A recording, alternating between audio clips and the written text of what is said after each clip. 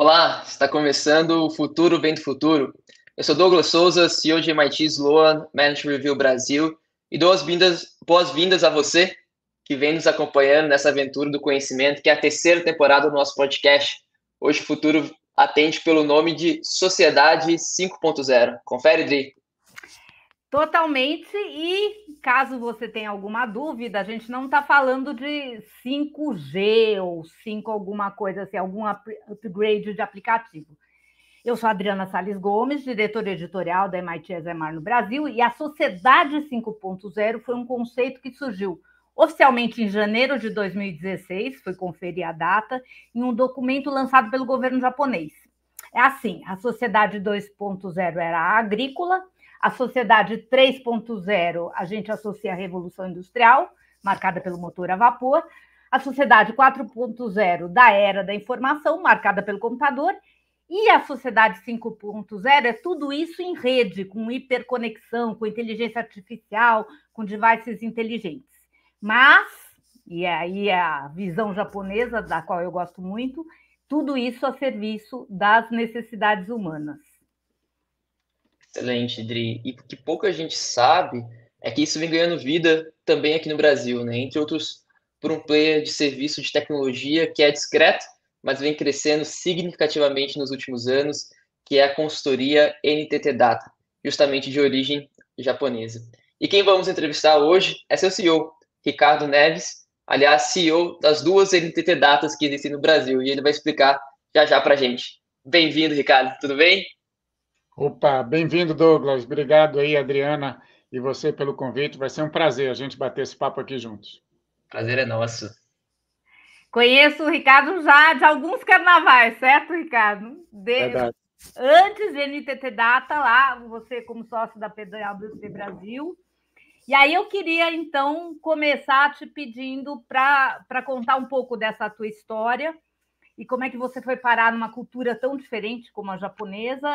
E é uma empresa gigante que eu acho que nem todo mundo tem noção, né? Eu estava pesquisando aqui, o grupo como um todo, 97 bilhões de dólares de receita anual, mais de 330 mil funcionários espalhados pelo mundo, presença em mais de 80 países, e é um grupo de digital lovers. Então, eu vou levantar a bola para você, eles se chamam digital lovers, né? Vou levantar a bola para você. Você já era um digital lover quando estava na PwC? Opa, Adriana, obrigado aí novamente. Talvez contando um pouquinho dessa história, tentando ser bastante objetivo, mas falando que eu sou pernambucano, sou economista. Eu fiz, na verdade, um curso de processamento de dados, que era justamente para mais rapidamente poder ser independente e me sustentar na vida, né? Iniciei como um programador lá num banco, o Banorte, lá no Recife, e como a competição lá no Recife é muito acirrada, coisa e tal, eu decidi vir para São Paulo, para ver se eu me destacava mais facilmente, entendeu, Adriano? E aí entrei como trainee na Price, olha, 30 anos atrás, aqui na hoje PwC, né? Tive uma carreira fenomenal lá. Eu trabalhei quase 5 anos na Price dos Estados Unidos. Eu lá conheci, né, a minha atual esposa, Cláudia. Nós, ao se encontrar lá, ela está fazendo um doutorado, Adriana. E aí ela disse: eu vou voltar para o Brasil. Eu falei: eu vou ficar nos Estados Unidos. E o que é que acontece? A gente voltou, somos casados há 27 anos, temos 2 filhos maravilhosos. A carreira na volta aqui para o Brasil continuou na PwC, sempre na parte de consultoria em tecnologia. Eu sempre tive isso como um foco importante na minha carreira. Em 2002, a IBM compra as operações da Price, eu fui para a IBM, passei 5 anos lá na IBM, foi também uma experiência fantástica, mas eu consegui, por uma série de coincidências, voltar à PwC. Meu último ano na IBM foi na IBM da Bélgica. A minha carreira me levou a muitos projetos em vários países do mundo, foram 11 países aí, entre eles essa sessão aí na Bélgica. E voltando aqui à carreira após a IBM, eu continuei a minha carreira na PwC e em 2019 ali eu tive um call de um headhunter que falava sobre uma posição de general manager, né? E eu falei: poxa, isso pode ser uma coisa legal. Eu sempre acreditei muito, Adriana, no investimento em educação. Eu fiz o AMP, né, o Advanced Management Program da Harvard Business School. Depois eu consegui também fazer um Global Executive MBA na Duke, ambos do meu bolso. entendeu? Eu paguei essas formações, assim como recentemente fiz o meu primeiro curso no MIT, um curso short online que foi justamente AI, as Implications for Business Strategy, com o Thomas Malone, a Daniela Huss, foi muito bacana. Mas o ponto principal é que, justamente, em 19 eu recebo esse convite e viro aqui o CEO, na época da Everest, que já era uma empresa da NTT Data. Foi uma experiência muito bacana, o que eu não esperava é que meu primeiro dia foi 2 de abril de 2020, e ali, Adriana, estava todo mundo 15 dias depois de tudo fechado, você se lembra? Eu tinha 2.600 pessoas, era um CEO trainee, tá certo? Conta de 2.600 pessoas, 2.600 famílias, mas foi uma experiência assim maravilhosa, muito interessante, um desafio de liderança muito grande. Eu não sei se você sabe, mas esse desafio eu coloquei ele num livro. Eu tenho um livro chamado CEO Virtual, onde eu conto um pouco desse desafio, toda a receita desse livro é filantrópica, mas foi assim que eu cheguei na chamada NTT Data. E nesse contexto que você colocou, Adriana, para mim, vem muito do alinhamento de valores e a visão de que eu sempre fui um curioso da tecnologia, uma pessoa que sempre gostou de pensar em resolver problemas através dela. E nesse contexto eu me sinto, sim, um digital lover, te falo de forma muito tranquila. Muito bom, muito bom. E eu sabia que a sua mulher ia ganhar a parada, volta para o Brasil ou não volta. Não tem novidade aí. Sem dúvida. Como bom marido, a gente sabe da nossa última palavra, né, Ricardo? Como sim, Isso, senhora, isso exatamente, né? aí, Souza, isso aí. Olha, eu não me arrependo de forma nenhuma. A Cláudia foi sempre um esteio muito importante da minha carreira. Sem ela, eu não estaria aqui. Perfeito. Ricardo, queria explorar um pouquinho mais essa tua visão global, né, nessa experiência global, entendendo um pouquinho mais de detalhe o que é de diferente entre as consultorias anglo-americanas, uma espanhola, porque havia, né, a Everest, entendo que os sócios espanhóis continuam presentes, e uma Verdade. consultoria como a NTT Data, né? Não quero te colocar aqui nenhuma saia justa, mas você sabe muito bem que a internet é pródiga em comparações, né, web entre vocês, Accenture, Deloitte, PwC, então conta um pouquinho para a gente dessas diferenças de estilo, por favor. Claro. Como você comentou, né, Suzy, eu acho que realmente, Douglas, eu tenho uma visão interessante, né, de muitas culturas. Como consultor, né, eu vivi muitas empresas com muitas culturas diferentes. Então, eu atendi muitos anos a Ambev, a Nestlé, a Unilever, entendeu? Empresas grandes, empresas também locais, onde eu fiz trabalhos do Grupo Ultra, por exemplo. E em cada uma delas, você foi mapeando um pouco dessa sensação de cultura. Como eu também comentei, quase 11 países que eu fiz implementações de grandes projetos de tecnologia, a maioria deles de ERP, do SAP, da Oracle. Então, eu acho que eu vivi muito essa visão de muitas culturas. E no meu entendimento, a cultura de uma empresa ela é resultante do elo, né, da cultura corporativa, da cultura local, né, e elas sempre se retroalimentam de alguma forma e evoluem, né? E aí, como falou aí o Drucker, né, eu acho que a cultura come a estratégia no café da manhã. Não quero começar essa polêmica aqui, não, mas eu acredito muito que, ao final, a cultura é a grande cola, né? O que faz a gente juntar as pessoas em torno daquele objetivo comum.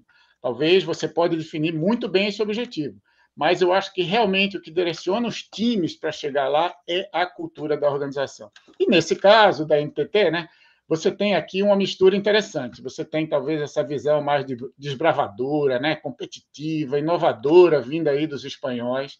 Eu acho que você adiciona a ela essa visão de mais longo prazo, uma visão perseverante, né? Uma visão, como colocou também a Adriana no início da conversa aqui, com o ser humano no centro, né, das ações, que vem muito da chamada cultura japonesa. Né? E a gente bota essa mistura aqui da criatividade, da resiliência, né? Da capacidade da gente enfrentar essa montanha russa, né?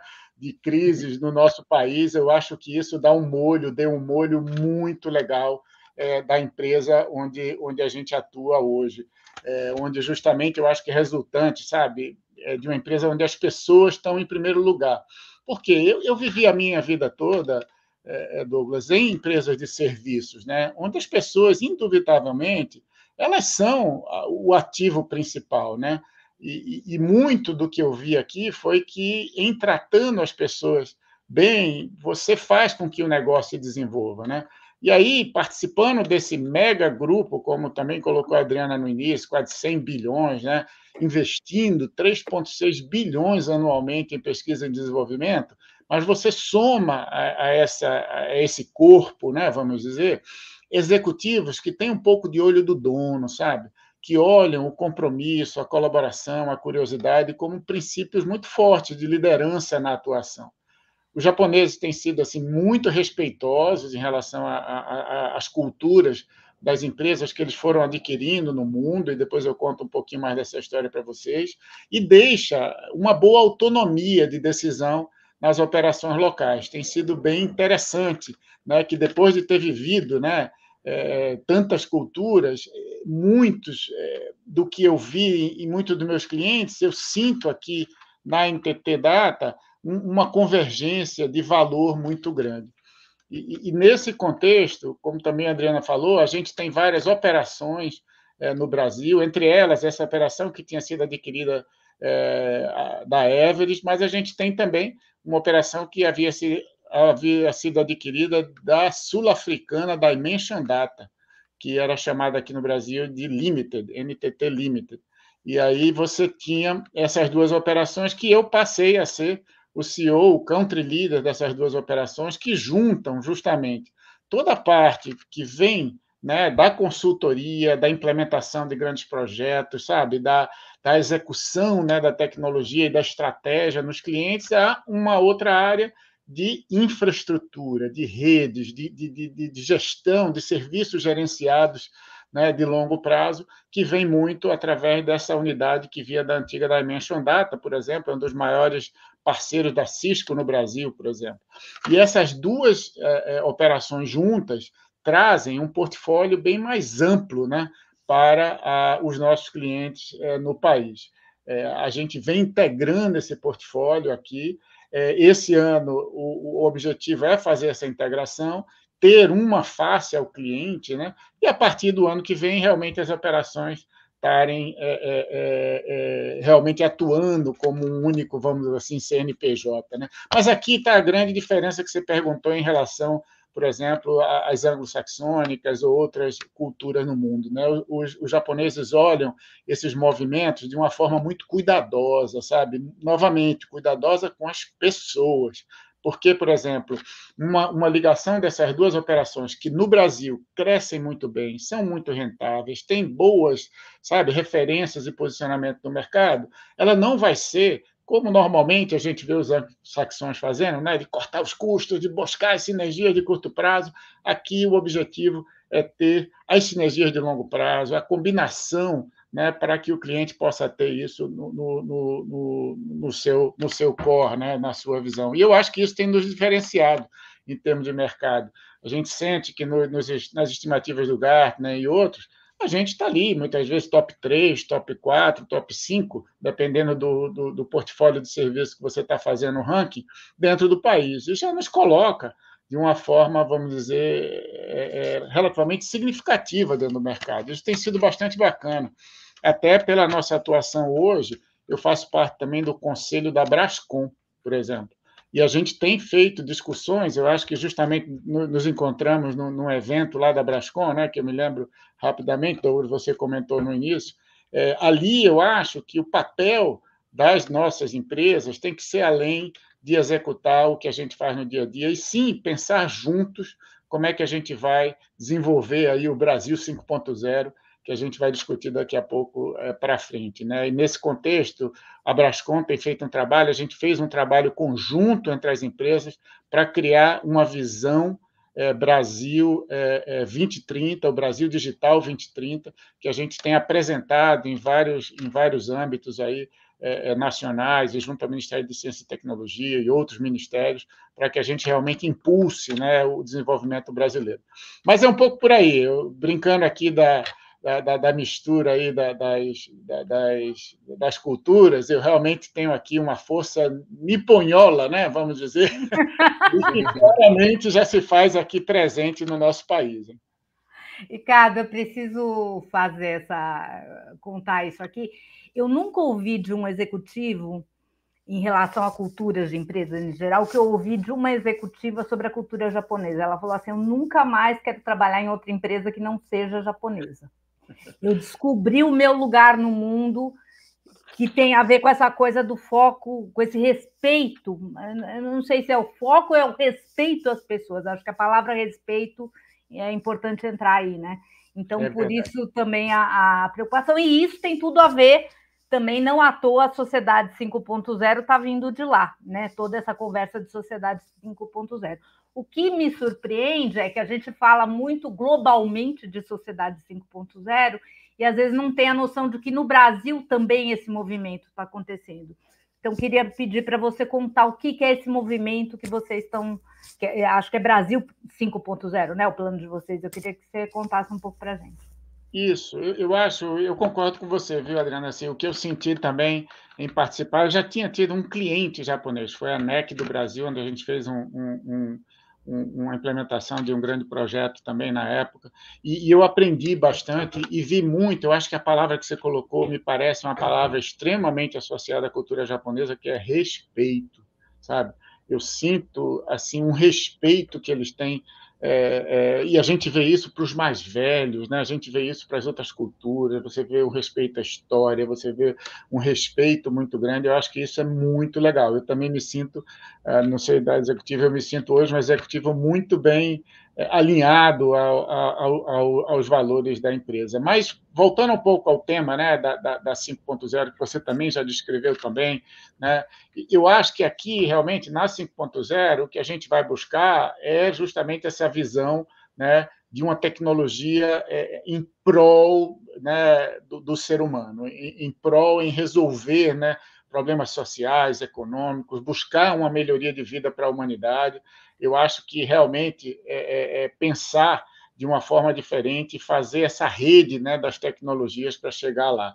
E essa convergência, né, entre o mundo físico e o cyberspace, né, trazendo aí a IoT, trazendo a computação quântica, por exemplo, trazendo a nuvem, para que a gente consiga realmente ter modelos de máquina e inteligência artificial para resolver problemas que antes eram impensáveis de ser trabalhados, né? Eu gosto muito de pensar na Sociedade 5.0 sobre 3 pilares. Eu acho que um primeiro seria justamente esse pilar da qualidade de vida, ou seja, que você realmente buscar a tecnologia para resolver problemas complexos, né? E trazer, né, retirar do nosso fardo aí as atividades mais repetitivas, mais cotidianas. A gente tem visto isso, por exemplo, como a tecnologia tem permitido que a gente faça esse trabalho remoto, essa conexão remota, que antes, há alguns anos atrás, era vista como um grande tabu. Eu acho que a pandemia nos ajudou a acelerar esse processo e a melhorar a qualidade de vida de muita gente, Adriano. Imagina quantas pessoas das minhas, né, hoje, quase 8.000 colaboradores que a gente tem no país inteiro, quantos deles, a grande maioria, trabalha remotamente, e quantos deles deixaram de perder, né, tempo nos transportes públicos, que a gente sabe que no Brasil são mais eficientes, etc., e ter uma qualidade de vida melhor, estando próximo à sua família. Muitas vezes eu escuto muito desses colaboradores falando de como conviveram mais com os seus filhos, com seus pets, aquela coisa que a pessoa se sente bem. Claro que tem outros desafios associados a isso, mas eu queria trazer aqui a qualidade de vida da tecnologia, trazendo o remoto para a gente. O segundo pilar, que eu acho que é muito importante, é um pilar de inclusão, né? Quer dizer, quando a Sociedade 5.0 busca um pouco de isonomia, igualdade de condições, realmente resolver parte desses gaps sociais e econômicos que a gente tem de forma tão significativa, especialmente num país como o nosso.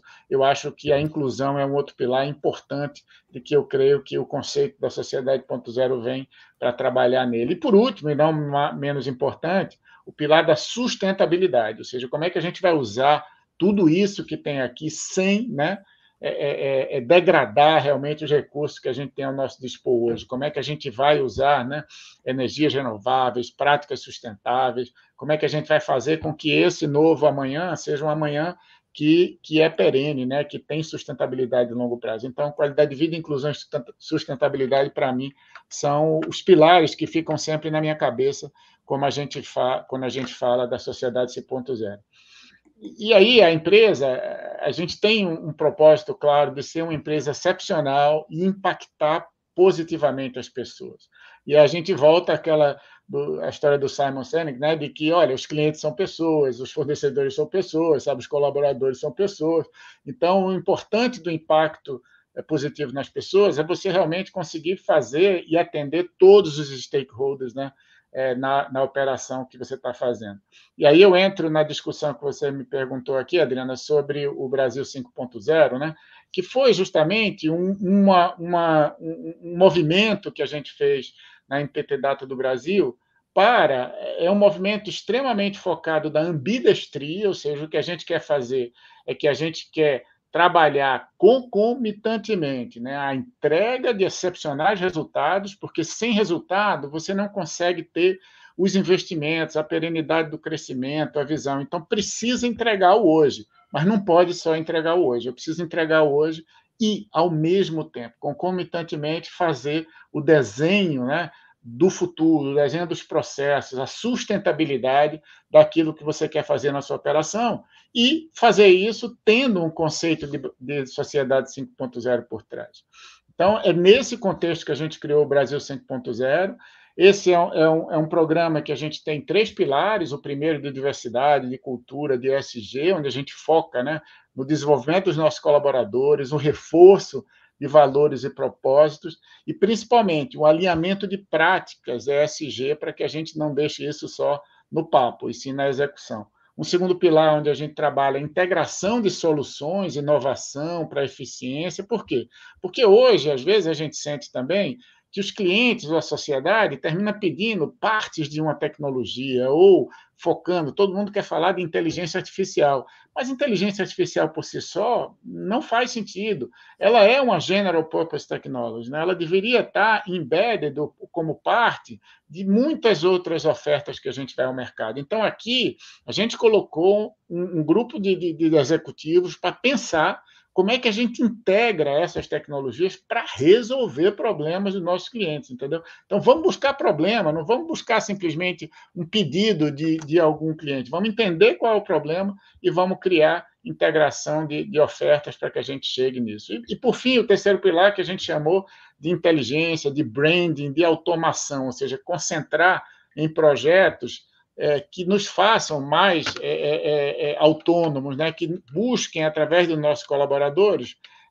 posicionar, né, a nossa marca no mercado, de forma que a gente possa ter realmente um impacto maior neles. E é justamente nesse programa que a gente vê, Adriana, por exemplo, ideias que surgiram não agora, viu? Ideias que surgiram há vários anos e que a gente acelera num processo como esse, né? A gente tem, por exemplo, um serviço que eu sou muito orgulhoso, que a gente executa aqui no Brasil, e, inclusive, depois eu comento com vocês que a gente ganhou um prêmio agora no Japão. Eu vou estar indo lá na quinta-feira, vou estar recebendo esse prêmio em nome da NTT Data Brasil, que são os serviços de acessibilidade digital que a gente provê aos clientes no Brasil.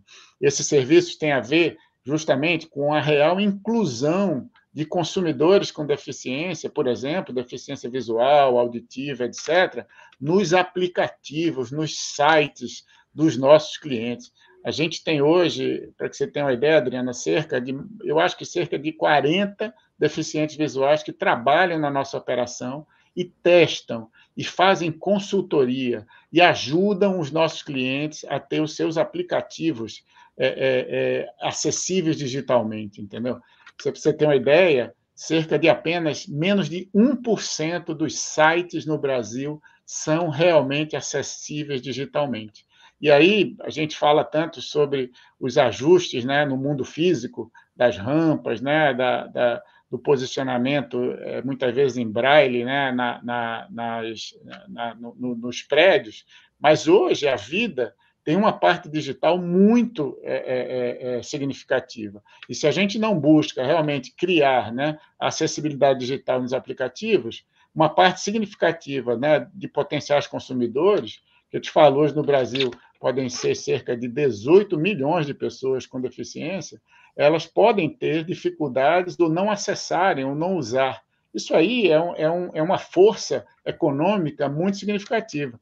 Um dos nossos deficientes, que é o líder justamente dessa área, o Bruno Elber, falava para mim: Ricardo, eu sou cego, mas eu sou consumidor, entendeu?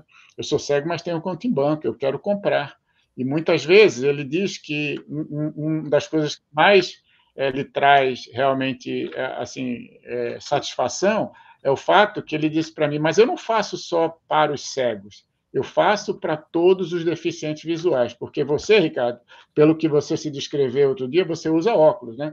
E essa coisa só vai piorar aí para você. Lá no futuro você vai ficar contente em ter, né, aplicativos com acessibilidade digital para você como idoso. Eu acho que esse é um tema que, para mim, tem tudo a ver, entendeu, Adriana, como um exemplo de como você junta o negócio com a visão de ter a tecnologia a favor, né, do ser humano. Eu achei que era um bom exemplo para a gente trazer aqui. Excelente. Cara, muito legal a tua fala, e conectando a tua primeira resposta com essa tua segunda, fica muito evidente, assim, né, como que a filosofia, a cultura, ela consegue se derivar em exemplos muito práticos de solução de negócio. Então, mostra muito essa coesão, né, entre teoria e prática, no caso aqui da NTT Data. Então, parabéns, assim, por essa conexão, e fica cada vez mais evidente, né, essa fortaleza, esse fundamento, que não é só bons princípios colados na parede, assim, né? Isso se deriva para o negócio de maneira, e para os clientes de maneira muito prática, tanto é o reflexo desse prêmio que vocês vão receber no Japão. Então, muito bacana. E em Obrigado. cima dessa sua segunda fala, Ricardo, eu queria pegar o pilar 2 aqui, né, que você explicou aqui para a gente, sobre integração de soluções, como a tecnologia pode ajudar a gente a resolver problemas complexos, e verticalizar isso num tema sobre diversidade. Você tem um trabalho bem significativo, né, com esse tema, tanto dentro e fora de casa, enxergando segmentos minorizados como mercados, como o exemplo que você citou aqui, ainda mais como a gente pode explorar, né, no bom sentido da coisa isso. Então, eu queria que você dividisse um pouquinho com a gente essas frentes de diversidade, explicasse como se conecta com os princípios da sociedade 5.0 e com esse segundo pilar que você explicou para a gente, né, na integração de soluções de tecnologia para resolver um problema tão complexo quanto a questão de diversidade, equidade e inclusão nos negócios. Bom ponto, Douglas. Eu também concordo com você. Assim, eu acho que, como eu coloquei lá atrás, eu acho que não haverá uma sociedade 5.0 sem isonomia, sem inclusão das pessoas, né? E, para mim, a diversidade, a equidade e a inclusão não é algo simplesmente humanamente justo, né? Ele é uma necessidade hoje das empresas para justamente a melhoria da sua performance. Várias pesquisas provam, né, hoje, que, na prática, aquilo que parece lógico, prático, né, que a diversidade traz mais criatividade, traz amplitude na resolução de problemas, ele fica cada vez mais real na forma de que você coloca os times para trabalhar, né, juntos. Então, eu vejo realmente a tecnologia como um meio, né, para trazer as pessoas em primeiro lugar. E aqui na NTT Data, a gente sempre tem falado que o importante é criar aqui uma empresa em um lugar que as pessoas queiram trabalhar, né? Que internamente a gente gosta muito da frase "great place to grow", né? Um bom local para crescer. Aí a Adriana comentou de alguém que se identificou, né, com a cultura japonesa em relação a isso. Aqui o que a gente quer são pessoas que se identifiquem, né, com a gente e sejam, vamos dizer, de qualquer background, de qualquer forma. Assim, não há aqui uma visão de que a gente vai ter qualquer, vamos dizer, preconceito ou predefinição de que pessoa A ou B pode ou não estar nesse grupo. Eu acho que todos podem estar. E realmente, a gente vê num cenário brasileiro, né, onde existe uma carência de mão de obra especializada para TI muito grande, eu acho que investir, né, na inclusão pode trazer uma população, né, que foi, de alguma forma, politicamente minorizada, né, para esse mercado de trabalho e se tornar economicamente mais ativa, né? Eu acho que quando a gente olha, inclusive, algumas pessoas em situação de vulnerabilidade social, né, ou em condições de dificuldade de posicionamentos, né, e que a gente pode usar isso como um degrau, um patamar para que ela atinja, né, uma posição nesse sentido. Eu acho que, como a gente comentou anteriormente, né, o tema de que hoje a tecnologia permite que você busque as pessoas em qualquer lugar, né, que elas estejam. Antigamente, a gente tinha um mercado que às vezes se falava muito de Rio, São Paulo, a NTT Data, lá na época da Évora, já tinha centros, né, de desenvolvimento, um deles em Uberlândia, e outros locais, mas eram muito restritos a esses locais. Eu acho que a pandemia nos permitiu chegar ao talento onde ele estiver, entendeu? E aí também, chegar ao talento, seja de qualquer background, seja de qualquer formação que ele tenha, desde que ele esteja alinhado com os valores, ele esteja buscando, né, o seu desenvolvimento. E a gente vê, e na prática, o que aconteceu durante a pandemia é que houve uma grande aceleração, né, da demanda de serviço e tecnologia. E o que a gente viu foi um corre-corre entre as empresas, que a gente brincava de rouba-montinho, né? Que cada um ficava tirando recursos dos outros, e isso não levava a um bom final, não é verdade? O que a gente terminou fazendo aqui na NTT, que eu acho que foi, te falo bem aqui, uma estratégia, um posicionamento que nos diferenciou, foi que a gente foi trabalhar em usar a tecnologia justamente para nos ajudar a resolver um problema complexo, que era o da falta de mão de obra. A gente conseguiu uma startup bem legal, que tinha uma base, posso falar o nome dela, é DIO, é Digital Innovation One, ela tinha uma base de muita gente interessadíssima em desenvolvimento, em TI, e a gente foi desenvolvendo cursos nessa base e formando pessoas. Desenvolveu um primeiro curso de Full Stack Developer, Front-End, Back-End, depois a gente fez de Kotlin, de teste, etc. No final das contas, o modelo de negócio era você preparava o curso, colocava ele de graça nessa base, as pessoas se inscreviam, você acompanhava o desenvolvimento dessas pessoas, tirava dúvidas, sabe? E acompanhava o desenvolvimento até que elas se formassem, tivessem um certificado naquele curso. E a partir daquele certificado, as pessoas certificadas, a empresa que tinha colocado o curso e colocado aquilo na base, tinha o direito de fazer uma primeira triagem daqueles que queria contratar, tá certo? E depois disso eles ficavam abertos, vamos dizer assim, ao mercado. Isso fez, para você ter uma ideia, isso fez que após 3 anos, 8 cursos diferentes que a gente fez, a gente teve 80 mil pessoas que entraram durante esses 3 anos e fizeram algum movimento dentro desses cursos. 4 mil desses se certificaram, chegaram até o final. E eu brinco que 76 mil deram algum passinho, né, em direção a estar mais conhecedor da tecnologia. E aí, desses 4 mil, a gente deve ter contratado umas 400 pessoas para a nossa operação, entendeu?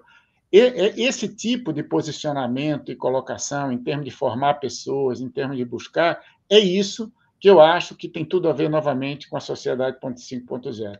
É usar a tecnologia a favor da sociedade e a favor das empresas também. Nós nos beneficiamos bastante dessas pessoas que entraram. E, nesse contexto, a gente buscou também fazer um trabalho forte de que alguns desses que chamavam-se bootcamps, né, fossem exclusivos, afirmativos a minorias, entendeu? Sejam elas mulheres, negros, indígenas, entendeu? LGBTQI+, todas as minorias que a gente foi trabalhar, PCDs, até geracional, a gente conseguiu trabalhar nesse processo. Eu acho que isso fez com que a gente se posicionasse de uma forma bem diferente. Um programa bastante bacana, e a Adriana sabe que eu tenho a conexão lá com o Porto Digital muito próximo, né? Eles têm um programa fantástico chamado Embarque Digital do Porto, que financia, né, faculdades de tecnologia para estudantes, né, da rede pública, inclusive, e fazem também isso com um grupo bastante diverso. E a gente teve, já nos 2 últimos anos, um programa de primeiro emprego que chama-se Empregaço, e a gente vai lá e oferece isso, e selecionamos, nesses 2 anos, 60 primeiros empregos no Porto Digital, lá no Recife, e eu falo para vocês que foi fantástico ver, gente, a garra dessa galera, entendeu? A emoção com que eles vão e tentam se posicionar para receber essa vaga, a emoção que eu vi, eu teve um filminho de que a gente fazia como o anúncio de que aquela pessoa tinha passado para a vaga e tinha lá no Teams, né? E aí esse filminho tem a pessoa e a família dele em torno. E você devia ver assim a emoção, entendeu? Dele recebendo aquela notícia e sabendo que a partir de uma situação que ele está numa Globo multinacional e tem a condição de se desenvolver. E a garra que eles fazem isso, cara, é impressionante. Eu quero novamente voltar ao ponto aqui e dizer a tecnologia sendo usada para trazer talentos de onde eles estejam, entendeu? A tecnologia sendo utilizada para que a gente realmente possa atingir um patamar diferente. E até nesse contexto, a gente está desenvolvendo um case com a Fundação Dom Cabral sobre isso. Vai ser bacana, acho que vai estar sendo finalizado aí daqui para o fim do ano. Vai ser bacana ter um pouco disso também, dessa história, né, em cursos ou em processos da Fundação. Acho que vai ser muito bacana. Mas eu vejo um pouco isso, sabe, Legal. Douglas? Eu vejo que a gente tem trabalhado aí em vários aspectos. Eu quero Esse é um o case ponto. para MIT Exemar em primeira mão, tá, Ricardo? Já está registrado Opa! aqui. Então, certo. Não, vamos sim, vamos pensar como é que a gente faz essa discussão, porque essa parte da diversidade foi fantástica. Naquele livro que eu te falei, tem um capítulo só sobre ele, o que é que eu aprendi sobre isso. A gente realmente criou esses grupos de afinidade, né, de gênero, étnico-racial, PCDs, LGBTQI+, e geracional. E em cada um deles, a gente foi buscar, gente, uma referência. Então, por exemplo, no caso de gênero, a gente procurou e se inscreveu no programa ONU Mulheres, que é um programa muito interessante, porque ele tem um self-assessment, ele tem uma metodologia para ampliação da atuação de gênero na empresa, que não é só assim, qual o percentual de mulheres que você tem. Mas, por exemplo, uma coisa que para mim eu aprendi, que me chamou a atenção, é que ele perguntava para você quantos fornecedores de empresa de mulheres e ou negros, vamos dizer, você tem na companhia, sabe? E eu nunca tinha pensado nesse aspecto. E a gente passou a medir e trabalhar, né, o percentual disso na nossa operação para que a gente realmente tenha uma significância, né, no mercado para a diversidade de gênero, né?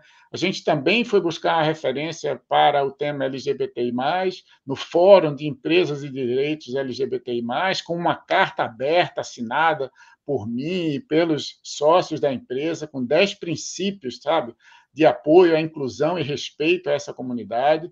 Foi bem bacana. A gente tem continuado a trabalhar, né, e ter resultados específicos quanto a isso. A gente teve também, no caso de étnico-racial, também a nossa inclusão na iniciativa empresarial pela equidade racial, também com a carta assinada. Em cada uma dessas entidades, principalmente na LGBTI+, na étnico-racial, e depois eu vou comentar de pessoas com deficiência, a gente tem um comitê de presidentes.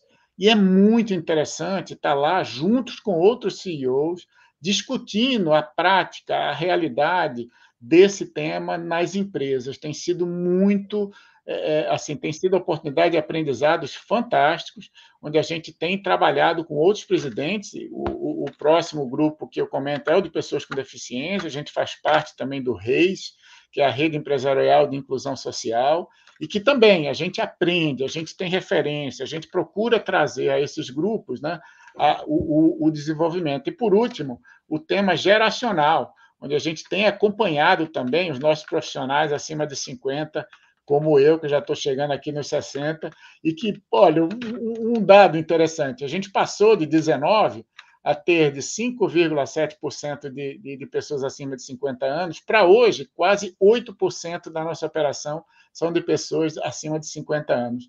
E, numa das operações, a gente tem realmente um programa de estágio 50 mais.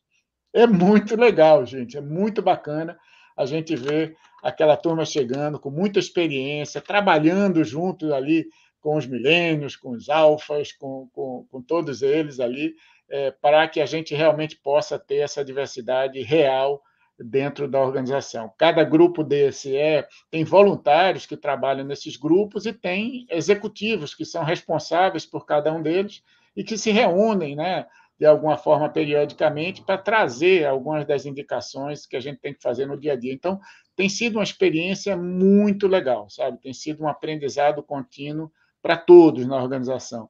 muita palestra, muito letramento, por exemplo. A gente fez um programa de letramento de diversidade, onde, nesse contexto, você tem uma ideia, aumentou significativamente as pessoas que se declaravam negras ou pardas. Ou seja, antes do letramento, muita gente não se entendia, não se via naquela situação. E, nesse contexto, isso é um processo de aprendizado, de desenvolvimento, para que a gente possa, a partir dali, trazer essa chamada isonomia, essa igualdade que a gente fala tanto por aí. Né? Mas, na prática, é difícil, não é fácil, não.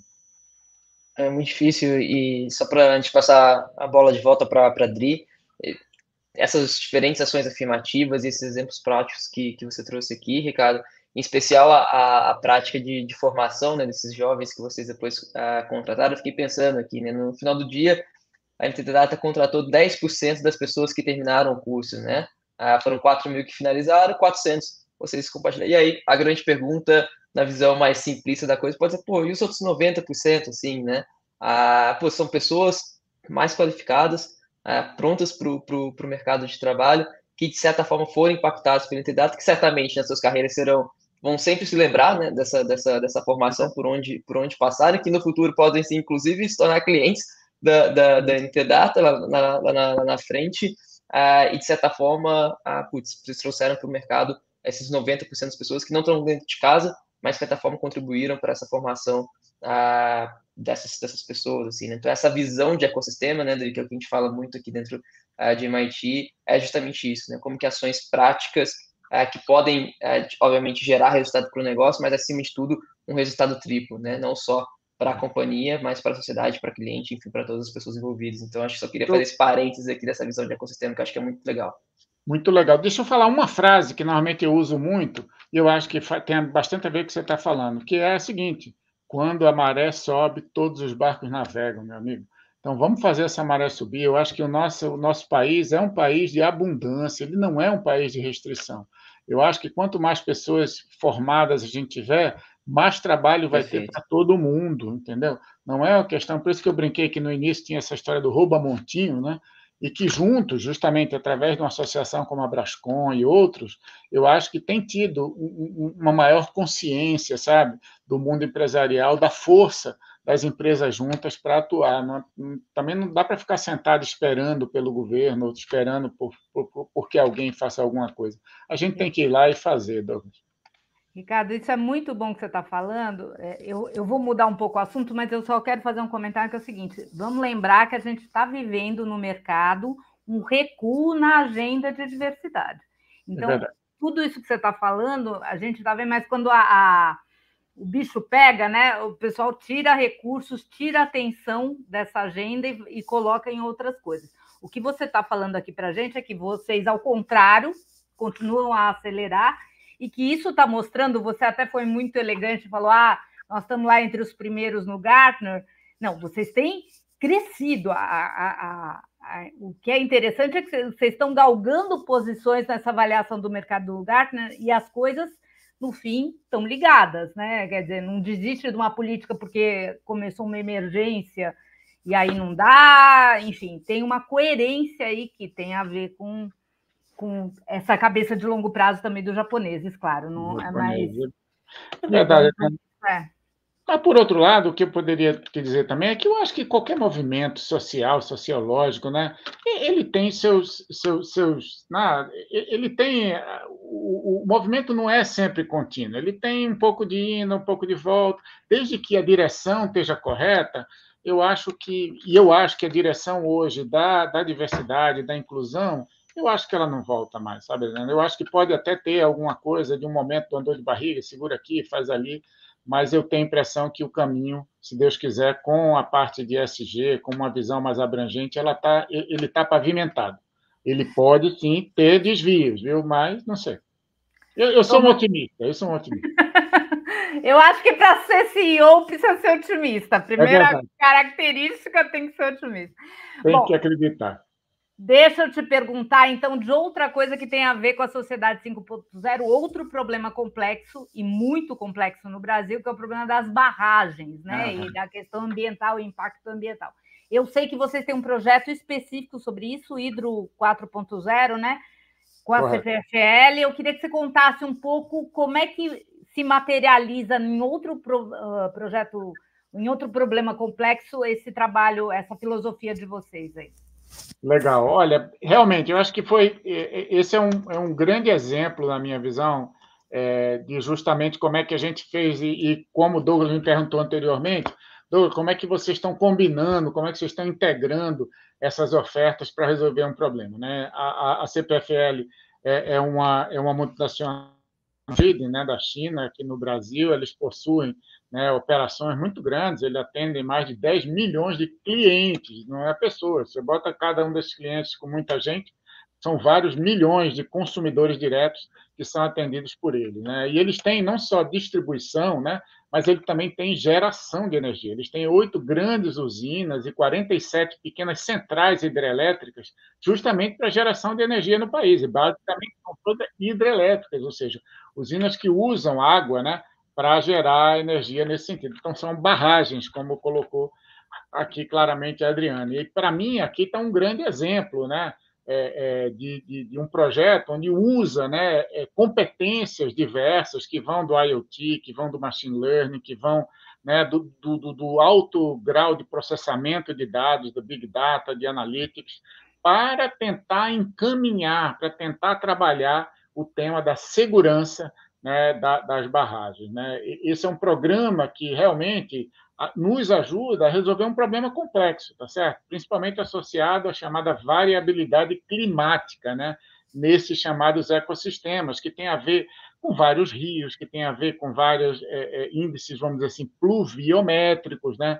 Tem a ver também com uma série de dados que são coletados através de IoT, como eu falei, através de sensores, né, que estão em cada uma dessas barragens e ao longo, né, dos rios que elas estão, de alguma forma, conectadas. E esse é um projeto que vai buscar todos esses dados, né, colocar num data lake enorme, um repositório grande, desculpe, para processar, né, e entender como se faz uma governança dessas informações, ou seja, como é que, a partir dessa plataforma integrada, né, ela é possível de começar a te dar alertas, né, começar a mostrar que tem coisas que podem não ser, que podem indicar, né, algum processo que vai ocorrer. Então, o mais óbvio é você imaginar que, através de índices pluviométricos espalhados, né, em toda a rede, vamos dizer,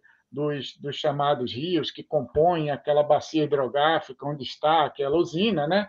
Aquilo pode indicar um volume, né? Que, se está chovendo ali, aquele volume vai chegar, né? E, a partir dos dados históricos, a partir de todo o compêndio de informações, justamente a inteligência artificial, o processamento desses dados permite que comecem a ser colocados alguns alertas, né?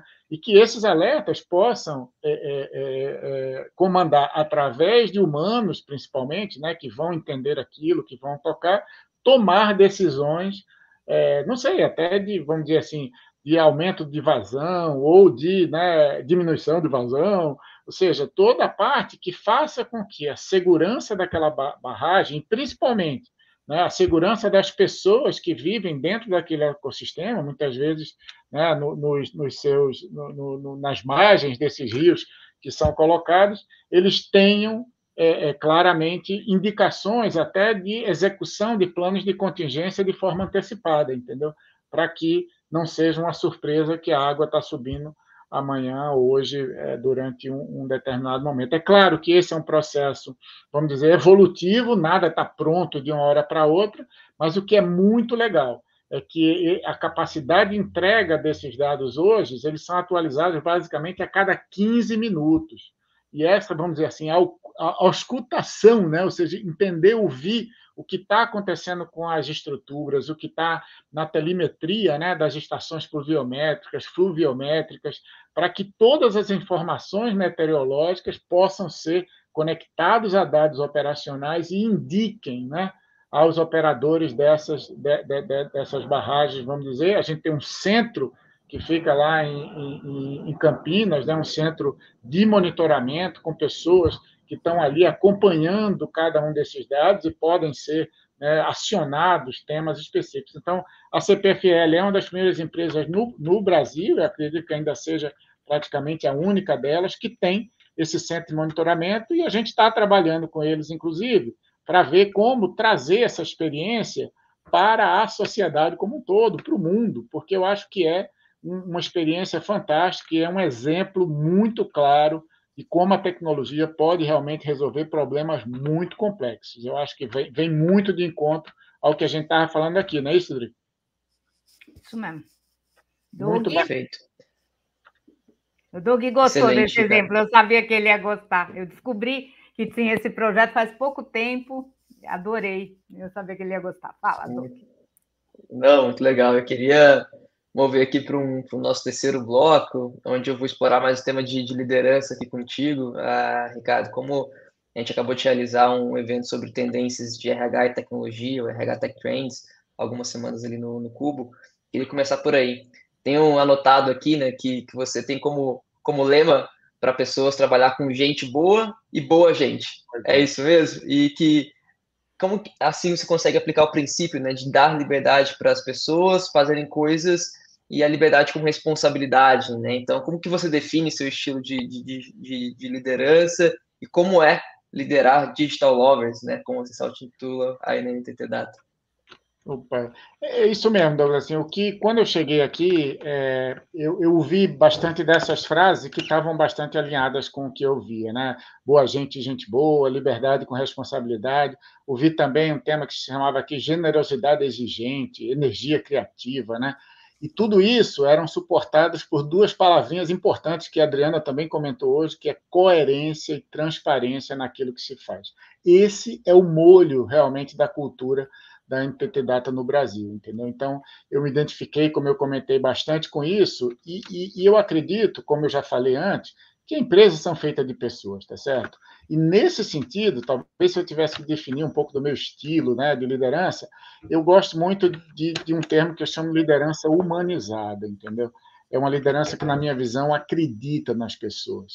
Que você, através da genuinidade, né, do propósito, da atuação, tá? Para que você ajude, né, a que essas pessoas conquistem o seu desenvolvimento e se desenvolvam, porque quando elas se desenvolvem, a empresa se desenvolve. E eu queria deixar claro aqui, viu, Douglas, que isso é diferente de uma liderança paternalista. Ninguém está falando, no bom sentido, de passar a mão na cabeça de ninguém, como se falava anteriormente. Ou seja, aqui não há desculpas, na minha visão, para não entregar os resultados, entendeu? Para não o planejado, o pensado, e não só de curtíssimo prazo, mas aqueles de mais longo prazo também. Então, uma relação, na minha visão, entre, né, colaborador e empresa precisa ser saudável o tempo inteiro para ambos, entendeu? E pode ser, e na minha opinião, às vezes, por exemplo, através, potencialmente, falo aqui, a demissão de uma pessoa pode ser algo que é humano. Por quê? Porque não faz sentido que aquela pessoa não esteja dando o seu melhor, não esteja atuando da forma que pode, depois, claro, de ser pelo menos orientada, trabalhada, mas que naquele local ela não está sendo o melhor dela. Ela, de repente, pode ser o melhor dela em outro local, numa cultura que ela esteja mais alinhada. Então, o que eu acho que é muito a base dessa liderança humanizada é de você realmente ter respeito pelas pessoas, é você entender que por detrás daquele número tem uma pessoa, tem uma família, sabe?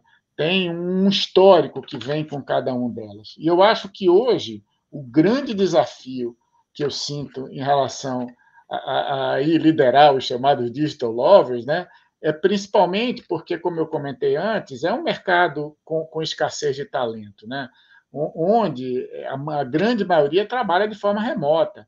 E aí é muito difícil de você chegar como CEO a cada uma delas, sabe? Mesmo através da tecnologia, é muito difícil que você, como empresa, inclusive, consiga fazer o que eu chamo da infusão, né? da passagem da cultura da empresa, principalmente no sentido de pertencimento, entendeu? Ou seja, quando a pessoa não sabe onde ele está trabalhando, não conhece tão bem a cultura, não a vive de uma forma mais intensa, Isso aí tem um impacto direto, inclusive, por exemplo, no chamado attrition rate, né, da quantidade de pessoas que saem, né, daquela empresa. E nada como o chamado tone at the top, ou seja, não adianta para o CEO simplesmente falar, vai lá e faz isso, vai lá e manda fazer, sabe? Ele tem que ser o protagonista da empresa, entendeu? Ele tem que buscar trazer as pessoas, os executivos, fazer como uma pirâmide, né? Uma cascata de informação para que ela chegue até a ponta, principalmente uma ponta, como eu falei para vocês, com 8.000 pessoas espalhadas em praticamente todos os estados do Brasil, gente. Eu tenho gente no Amapá, eu tenho gente, sabe, em qualquer lugar, no Acre, e nesse contexto, em Rondônia, e nesse contexto, como é que eu chego nessas pessoas, né?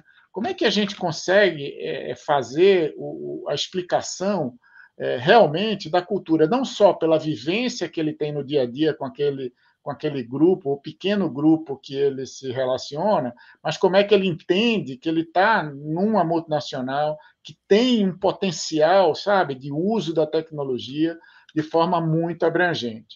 E mesmo para mim, como um CEO, o que passa muitas vezes, Douglas e Adriana, é o fato de que é difícil, às vezes, saber também o que acontece nessa ponta, né?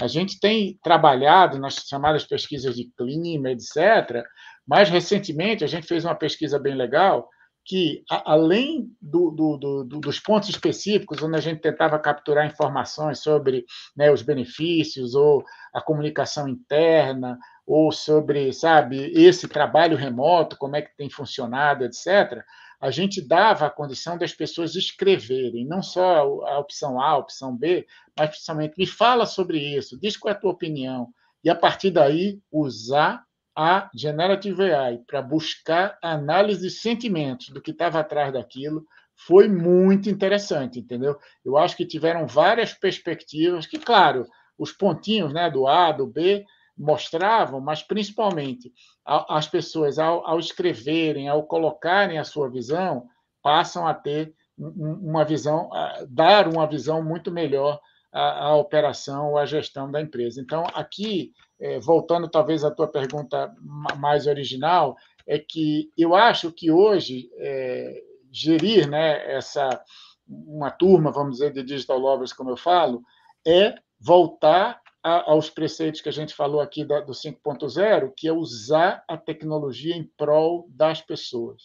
Eu tenho um café da manhã que eu fiz hoje, por acaso, faço nas sextas-feiras a cada 15 dias, onde participam 200 executivos, cara, de 8 às 9 da manhã. 8 às 9 da manhã, ao invés de ser na sexta que teve a ponte do feriado, foi hoje, e eu tinha lá 190 pessoas lá com a gente, discutindo sobre os caminhos do negócio, como é que estavam as coisas. A gente tem um programa, eu tenho um programa quase de auditório, juro a você, uma bancada do jornal que eu faço todo mês, chama HH do CEO, trago pessoas, converso com eles, sabe? A gente faz porque a comunicação interna é primordial para que você consiga chegar nelas. E a gente estimula que cada equipe, que cada grupo, subgrupo, competência tenha as suas governanças de comunicação para que a gente consiga chegar nas pessoas. Então, o que eu estou querendo dizer aqui é que hoje os líderes têm que usar a tecnologia em prol da comunicação. Sem ela, vai ser muito difícil conseguir tocar aí 8.000 digital lovers no Brasil. Mas o HH do CEO é online ou é presencial? Como é que funciona? É online, quer dizer, eu faço a gravação, sabe? A gente, no primeiro ano, a gente fez uma bancada do Jornal Nacional, e eu tinha, assim, um sócio ao meu lado que fazia. No segundo, a gente fez quase como fosse um programa do Jô, se lembra? Daquele sofazinho, que as pessoas iam chegando, e nesse a gente faz uma bancadinha assim alta, onde eu vou recebendo pessoas e conversando do que está acontecendo na empresa, entendeu? Esse prêmio da acessibilidade digital, o que a gente ganhou num cliente tal, a situação do negócio. Todo mês eu digo, gente, olha, o nariz do avião está para cima, o nariz do avião está para baixo, vamos começar a tocar aí as coisas, porque a gente tem que voltar para o crescimento, por exemplo, entendeu? Então a gente tenta explicar para essas 8.000 pessoas do que é que ocorre com a empresa, o que está acontecendo, entendeu? Assim, é um trabalho hercúleo, mas eu acho que é um trabalho muito importante que não é só meu. Eu acho que é um trabalho que hoje, através dos executivos, através dos líderes, sabe? A gente tem 200 executivos, temos 900 líderes que a gente chama, que são pré-gerentes, né? E essa turma é que é realmente responsável por cascatear isso para baixo, mas com tecnologia. Sem ela, a gente não vai conseguir. Mas aí eu vou te fazer uma provocação rápida só para complementar isso e a gente mudar o assunto. Uma vez eu fiz uma provocação para uns líderes de RH, isso porque a gente tem falado muito de diversidade aqui, né? Sim. Que é o seguinte, tudo isso fica facilitado pela cultura. E a cultura é muito mais fácil quando ela é homogênea. E aí a diversidade coloca só complexidade nessa cultura homogênea. E aí a gente está falando agora da diversidade, mais pessoal remoto em todo o país, etc, etc. E aí a minha pergunta, eles chegaram à conclusão de que não, realmente, no fundo é mais fácil, e no fundo a gente acaba preferindo pessoas que podem ser de públicos diversos, do ponto de vista dos minorizados, mas com a mesma cabeça. No fundo, a diversidade de cabeça não acontece. Então, pensando em que vocês querem, né, que se colocam como esse great place to grow, como é que você articula isso na liderança? Vida real, porque na vida real, né? Vamos lá. Realmente, a diversidade é mais complexa, é um desafio adicional para os gestores, tá certo? Porque ele vai ter que saber utilizar a melhor forma, né, essas diferentes perspectivas, as diferentes pessoas que estão ali. Eu queria dizer que tem um livro que eu gostei muito, que chama-se Inclusifique. Eu acho que é da... Eu vou depois posso tentar botar no chat. A gente complementa isso. Se você puder complementar depois. Inclusifique é um livro bem interessante, porque ele, claro, como toda coisa, faz um chamado 2x2, né? De um gráfico, olhando o pertencimento e a singularidade, tá certo? E ele coloca um pouco de quais são essas armadilhas, né? De como uma armadilha clara que ele coloca lá é do Cavaleiro Salvador, sabe? É do White Knight, onde ele quer, pela singularidade, promover ou colocar pessoas, né, de grupos minoritários, mulheres, por exemplo, né, em posições. Então, não, ele quer promover mulheres, ele quer botar... Mas, muitas vezes, aquelas pessoas não estão preparadas para aquela posição. E, ao invés de ajudar, aquilo atrapalha o processo, porque, na verdade, algumas pessoas falam, está vendo? Não funcionou, não fez. Por outro lado, isso aí é quando a singularidade está mais em voga. Quando você olha o fato do pertencimento, é isso que você falou, é que muitas vezes você tem alguns do que ela chamou de guardiões da cultura, né? Que ele termina só contratando aquelas pessoas, não, essa é uma pessoa que vai se dar bem aqui, ele vai se adaptar bem à nossa cultura, ou seja, ele pensa igual a gente, na verdade. E aí eu acho que essas são armadilhas no processo de evolução da diversidade nas organizações, e que eu acho que não tem bala de prata, não tem formato. Tem, na verdade, um processo de aprendizado. Quando a gente fez alguns treinamentos ou processos de contratação ou onboarding, né, de pessoas com deficiência, por exemplo, e a gente teve que preparar as pessoas que ministravam aqueles cursos para entender qual era, né, a realidade daquelas pessoas com deficiência e como essas pessoas poderiam realmente ser bem e muito bem aproveitadas na nossa operação. Que ninguém estava buscando ali fazer um favor a ninguém, entendeu? Para trazer uma pessoa, por exemplo, com deficiência. A gente tem um programa que eu também me orgulho muito, sabe? Que é um programa de uma oficina assistiva. A gente tem 12 colaboradores, como fossem CLTs nossos, com grave deficiência mental, onde a gente tem uma consultoria, uma empresa que trabalha diretamente no dia a dia com eles, e eles executam, gente, eles fazem parte dos nossos brindes, entendeu? Das canecas, dos pequenos brindes que a gente usa em vários dos nossos eventos, né? E o que é interessante é que o custo-benefício deles é bom. Ninguém, assim, o custo do que eu compraria no mercado versus o que eles fazem em termos de qualidade é fantástico. E o impacto que esses brindes têm quando são recebidos justamente por clientes ou coisa e tal, onde a gente coloca que eles são feitos por essas pessoas, é muito bacana. Então, aqui, Adriana, eu acho que, claro, que eu não tenho a pretensão, e nós não temos a pretensão de ter a competência de gestionar essas pessoas de dentro de casa. Então, a gente foi lá e buscou uma empresa especializada. Então, aqui, o que eu acho que é importante é que as empresas tenham, assim, e os gestores também, eu gosto muito de uma frase que fala assim, eu preciso saber o que eu não sei, porque quando eu souber o que eu não sei, eu vou buscar, sabe? Eu acho que a empresa tem que fazer um pouco sobre isso. A gente tem trabalhado bastante, né, na parte de preparação dos nossos gerentes, de preparação dos nossos gestores, para atuar com isso. Então, esses cursos de letramento, esses cursos de entendimento, né, da diversidade são muito importantes. Mas isso também não tem, novamente, bala de prata. Esse vai ser um processo muito devagarzinho, viu, Adriano? Que vai ter passado quase de geração a geração aqui. Mas acho que você me deu uma resposta. Eu acho que tem uma resposta aí dessas ações. É quase um trabalho de acupuntura de vocês, mas se cercando de pessoas que entendem do assunto. Esse é o caminho da liderança para ela conseguir lidar com a cultura mais desafiadora. Né? E aí eu volto ao ponto que eu falei para você, daquelas entidades de referência que eu comentei contigo, sabe? Ou seja, quando a gente traz, né, a iniciativa empresarial pela igualdade racial, e ele foi lá dar palestra e eles nos ajudaram a fazer um censo, sabe? Étnico-racial dentro da empresa. Eu não fui tentar fazer sozinho. Por quê? Porque eu não tenho competência, eu não conheço quais são os limites do LGPD, o que é que pode funcionar, o que é que não pode. Então, eu acho que a resposta você capturou bem é isso. Vamos saber o que você não sabe e trazer as pessoas que podem te ajudar com aquilo, porque esse é um processo, isso não vai ser resolvido de uma hora para outra. Perfeito. Muito bom. Ricardo, vou avançar aqui para um ponto que a gente gostaria de explorar também contigo, sobre a atuação mundial e também no Brasil, tá? Então, vou colocar duas perguntas aqui em uma. A gente tem visto, né, a NTT Data investido muito nos Estados Unidos e em alguns mercados na Europa. Primeiro ponto, então, queria que você comentasse um pouquinho como que está o Brasil nesse mapa de investimentos a nível global. E a segunda pergunta é que vocês também andam exportando inovações de vocês aqui, né, no Brasil para outros países, certo? Conta para a gente um pouquinho dessa inovação reversa, digamos assim. Então, uma pergunta sobre o cenário global de investimento no Brasil e como que essa inovação reversa está acontecendo aqui do Brasil para o mundo. Bacana. Douglas, o que aconteceu aqui no Brasil é que a gente tem sido uma fonte contínua de crescimento, tá, para a NTT Data aqui na região e no mundo. Tá?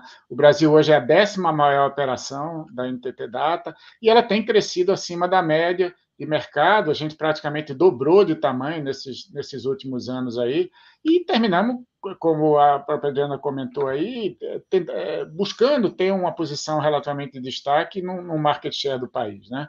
E isso dá para você uma certa credibilidade, entendeu? Hoje, eu acho que o Brasil está entre os 3 ou 4 mercados globais considerados de maior potencial de crescimento para a companhia, tá certo? E com isso, a gente teve, e é interessante ver, a curiosidade, a visita, né, de líderes globais. A gente teve aqui, né, o CEO do grupo NTT, ou seja, o CEO desse grupo de 100 bilhões, o Shimada-san, né, teve aqui visitando a operação do Brasil, e foi fantástico. Tivemos também os CEOs, né, das operações globais também chegando aqui, muito líder global. Então, existe, sim, um interesse, uma visão de saber assim, como é que esse país aí está crescendo tanto e fazendo tantas, sabe, coisas diferentes. E é justamente a partir de inovações ou de posicionamentos como esse, da acessibilidade digital, ou como a gente tem construído alguns produtos no Brasil que são levados para o exterior. Já há muitos anos, a gente tinha desenvolvido aqui no Brasil um assistente, né, virtual, baseada, claro, em inteligência artificial, antes da generativa. E esse produto, que a gente chamou de EVA, por exemplo, é um produto que hoje está presente em 13 países. Tá? 14 países, né? O Brasil mais 13 países. E, no final das contas, a receita, vamos dizer, gerada por esse produto hoje é 4 vezes maior fora do Brasil do que no próprio Brasil. A gente começa com alguns clientes brasileiros que entenderam o resultado, né? E a partir daí a gente exporta ele para o mundo. A gente tem também aqui no Brasil um laboratório, tá certo? A gente tem um laboratório de Digital Technologies, tá certo? São 12 profissionais focados no desenvolvimento de inovação, eles estão conectados com 12 outros laboratórios da NTT Data no mundo, o foco deles está em computação espacial, né? Olhando principalmente temas de realidade virtual, aumentada, né? DX, CX, etc. E, engraçado falar para vocês, um desses 12, viu, foi justamente reconhecido no ano passado como um Innovator Under 35. O Rafael Ferreira foi o idealizador de um outro produto que saiu do Brasil para o mundo, chamado Anyverse, que é uma ferramenta de computação espacial que permite criar, basicamente, realidades aumentadas e metaversos através do próprio celular. Então, é muito legal ver um grupo criativo que trabalha, né, no desenvolvimento de soluções que normalmente estão principalmente associadas a um problema de cliente, ou seja, a gente não faz nesse grupo nada que não tenha um problema de cliente associado, que pode ser uma coisa que eu não vou resolver no curto prazo, mas que eu estou trabalhando nela, e a gente usa muito o ecossistema, por exemplo, do Cubo, do Itaú, onde a gente é mantenedor, mas a gente está presente ali no InovaBra, nos ecossistemas da Microsoft, do INSPER, da própria NVIDIA, do Porto Digital, sabe? Onde a gente atua de forma combinada com outras empresas para que a gente possa trazer essa inovação vinda do Brasil para o mundo, né?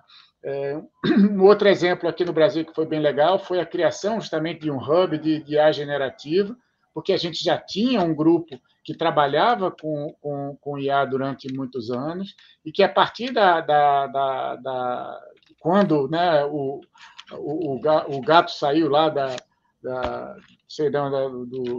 da mala, né, com o chat GPT, né, tudo passou a ser muito focado em termos de buscar, né, trazer POCs, usar parte disso, e a gente cria um hub do Brasil para a América Latina, para que a gente pudesse apoiar os clientes e os times de clientes, ou seja, são pessoas só focadas nisso, a gente tem cerca de 50 recursos hoje, focados no core de Generative AI no Brasil, mais de 32 clientes, muitos 40 casos de uso aí já na praça, e o que eu sinto hoje é que a coisa já vai saindo, já saiu dos POCs para começar a entrar aí num pouquinho de mainstream, entendeu? Ou seja, para realmente trazer essa visão. Então, novamente, eu acho que o Brasil tem uma capacidade por criatividade, por posicionamento, que nos permite criar tecnologias.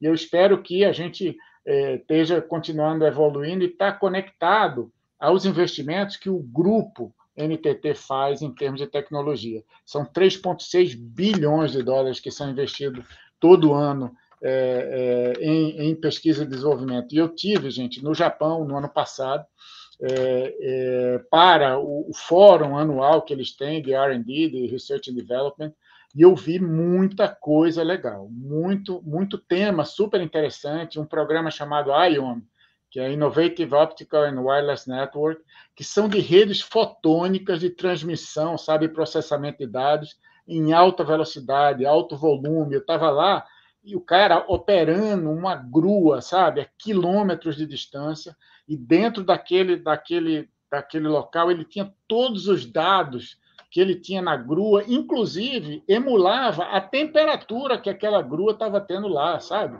Usar algumas luvas onde você tocava uma superfície também a quilômetros de distância através dessas redes novas que eles estavam fazendo. Eu vi lá também uma célula de fotossíntese artificial, ou seja, algo que a expectativa é que no futuro cubra, entendeu? Por exemplo, grandes edificações nas grandes cidades, ao invés dos chamados aí, né,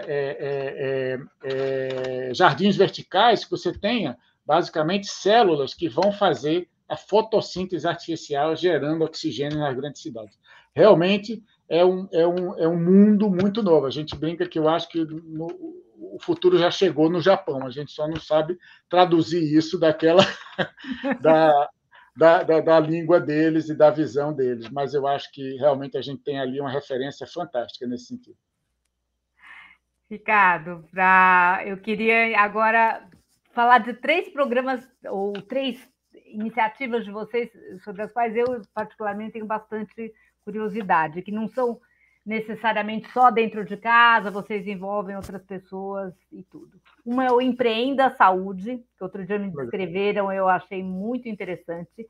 Outra é a Personas Digitais, eu tive aí recentemente para acompanhar isso, eu achei muito legal.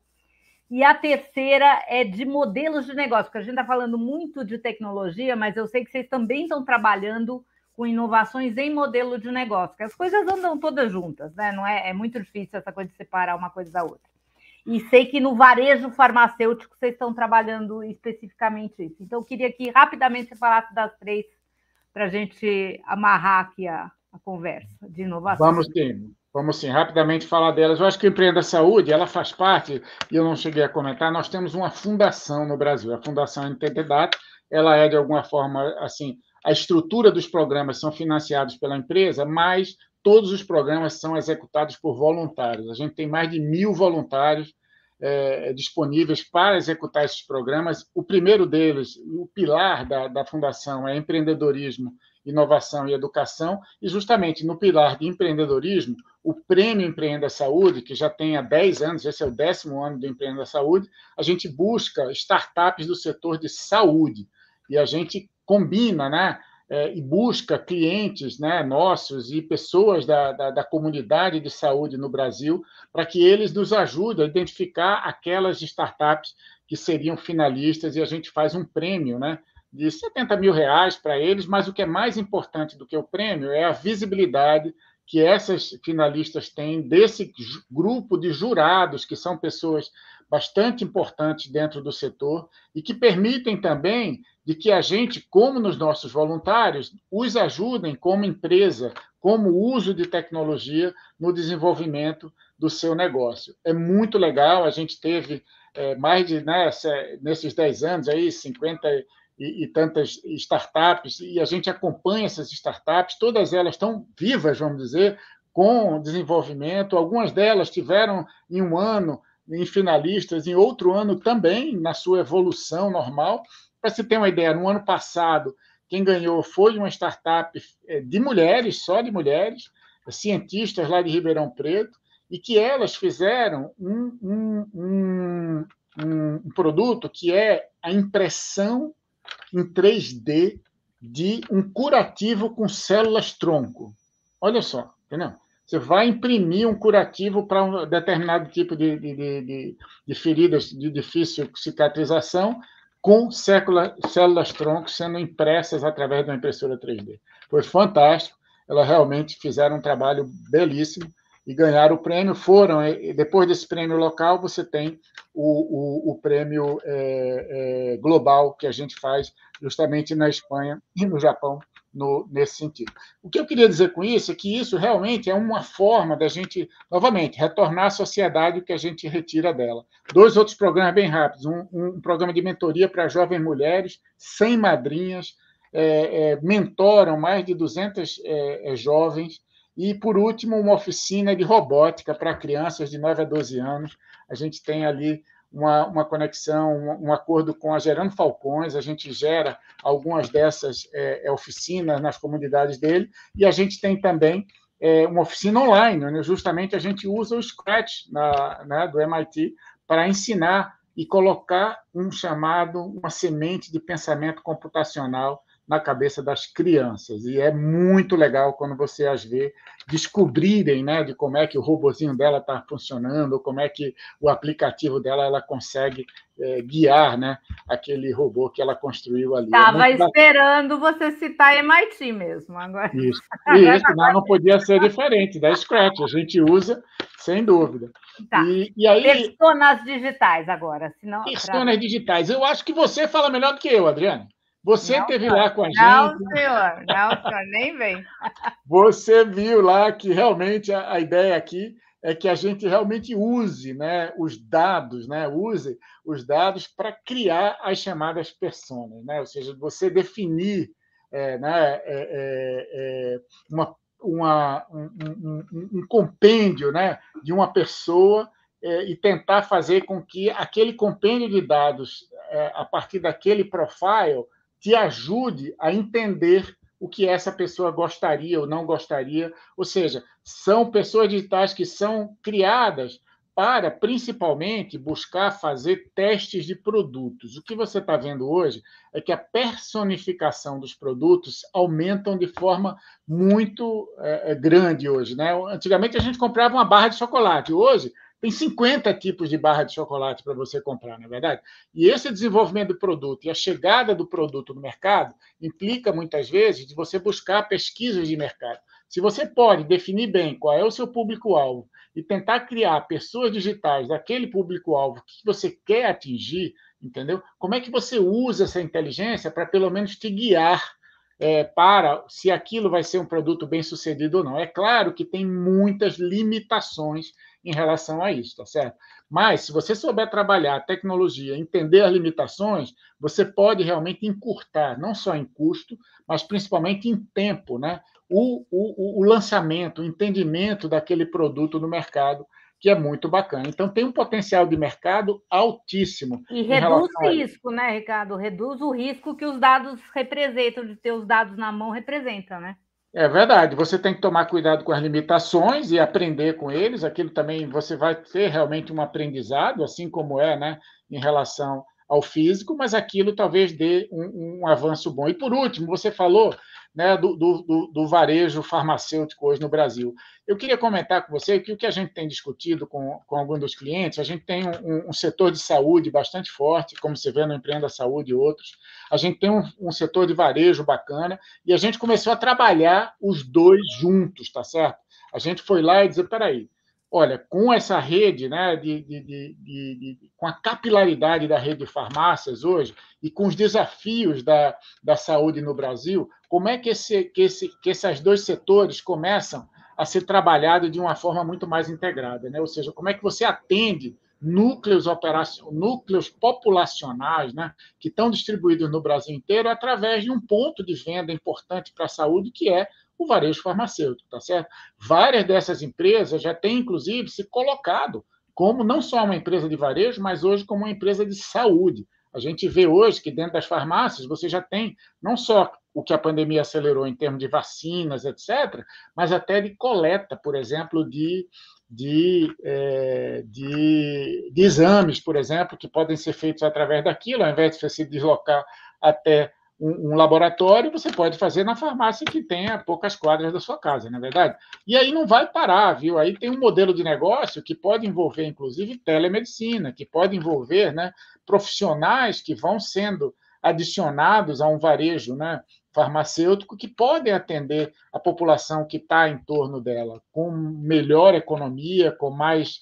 Inclusive, porque uma parte dessa população ela frequenta, ela conhece as pessoas da farmácia, entendeu? Eu escutei de um CEO bastante interessante, que ele falou, olha, eu não sou mais uma empresa de varejo, eu sou hoje uma empresa que cuida de pessoas, entendeu? As pessoas vão lá, alguns idosos vão lá para conversar. Eles têm, e se você olhar em alguns desses varejos, tem algumas cadeiras, tem alguns locais para as pessoas idosas se sentarem para bater papo. E é isso que é a conexão principal entre esses dois mundos que parecem tão distantes do varejo e da saúde juntos, Adriana. É isso que a gente tem desenvolvido com alguns clientes aqui no Brasil. E eu até pedi o Norberto Tomazini, da NTT Data, escrever um artigo sobre isso, porque realmente é uma frente de inovação de modelo de negócio, né, de modo de ver o mercado muito interessante. Agora estou curiosa com o bloco que o Doug vai tocar com você, Ricardo. Vamos lá. Manda lá. Bem rapidinho aqui, Ricardo, que a gente já está no nosso tempo, né? Então, eu tenho perguntas bem objetivas. Vou fazer 3 aqui, a gente tem mais, mas por causa do tempo, vou fazer 3 aqui e você faz uma indicação baseada na tua experiência para a nossa audiência, pode ser? Pode ser, manda lá. Vamos lá. Um livro que tu recomenda, Ricardo? Olha, um livro que me marcou bastante, justamente dessa transição em quase 30 anos na praia, e começar como CEO, foi o livro chamado The 100-Year Life, da Linda Gratton e do Andrew Scott. Ele fala muito sobre capacidades de transição de vida, de ciclos, sabe? de vida que a gente vai ter daqui para frente ao estar mais longevo, ou seja, talvez num ciclo você ganhou mais dinheiro, num outro ciclo você vai estar contribuindo mais para a sociedade, no outro ciclo você vai estar usando ou fazendo coisas que você curtiu na sua vida, você gostava na sua vida e nunca teve capacidade de fazer. Um livro muito legal. Que bacana. Um esporte que você gosta ou que você pratica, Ricardo? Opa, rapaz, eu gosto muito de caminhar. As caminhadas, para mim, com eu e a Cláudia, a gente é o momento que, durante a semana muito atribulada, a gente consegue, no fim de semana, fazer boas caminhadas. E, por causa disso, eu tento jogar golfe há basicamente 50 anos, mas nunca consegui bem, não. Viu? Então, a caminhada com a Cláudia é que me faz bem. Boa. E, Ricardo, para a gente fechar, uma pessoa que você gostaria de ver ou ouvir nesse nosso podcast aqui? Olha, uma pessoa que eu tenho uma admiração grande é a Cristina Palmaca. Ela é CEO da SAP na Latinoamérica. É uma executiva que, na minha opinião, tem uma perspectiva muito interessante sobre liderança, sobre tecnologia, né? Estando à frente de uma empresa como a SAP. É uma esportista. A Cristina ganhou aquelas 6 medalhas de maratonas no mundo, sabe? E ela, inclusive, fez a contracapa do meu livro. É uma pessoa que realmente eu tenho uma admiração e eu acho que ela faria um bom bate-papo aqui com vocês, hein?